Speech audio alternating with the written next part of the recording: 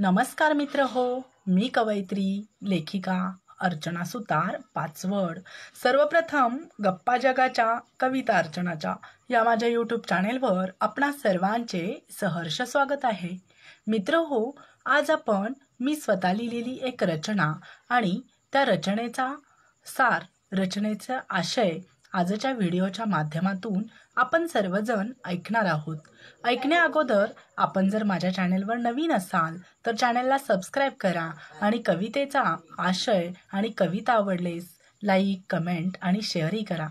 तसेच मित्र हो, शेजारील असलेल्या बेल आयकॉनवरही क्लिक करा, जेणेकरून पुढील येणारे नवनवीन विषयांवरील व्हिडिओ, कविता आपणास सर्वप्रथम मिळून जातील। चला तर मग मित्र हो, आता आपण कविता ऐकूया आणि कवितेचा सर्वप्रथम आशय ऐकूया। कवितेचं नाव आहे स्वत्व विसरलेला माणूस। स्वत्व विसरलेला माणूस। मित्र हो, माणसाचं आयुष्य म्हणजे सध्याच्या जगात फक्त एक धावपळ बनली आहे।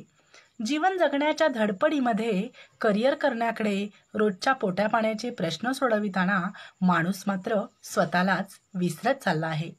स्वतःकडे बघायला क्षणभर सुद्धा त्याला वेळ नाही। जगात रोजची अनेक माणसे आपण प्रत्यक्ष, समोरून किंवा मोबाईलच्या युगात विविध माध्यमांद्वारे बघतो, पण स्वतःच मात्र त्यात हरवलेला आहे।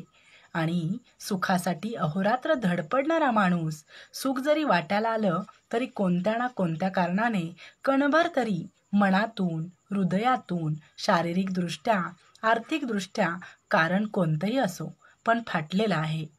पण आपलं हृदय कसं आहे की मित्र हो, जगाचा आपण कितीही समोर असलो तरी आपल्या आयुष्यातील सुखदुःखांचे क्षण मात्र फक्त आपल्यालाच माहीत असतात बरं का। मग सुख असो की एखाद्या गोष्टीचा त्याग सहन करावा लागलेला असो, आपले हृदय मात्र कधी विसरत नाही। असंच तर आपलं जीवन असतं, त्यातून आपल्यालाच मार्ग काढावा लागतो।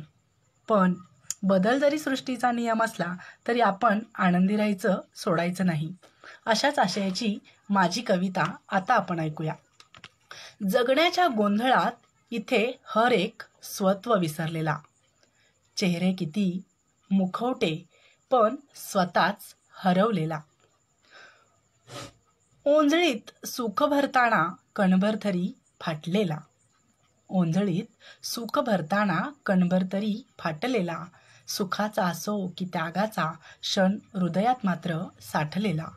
सुखाचा असो की त्यागाचा क्षण हृदयात मात्र साठलेला। धन्यवाद।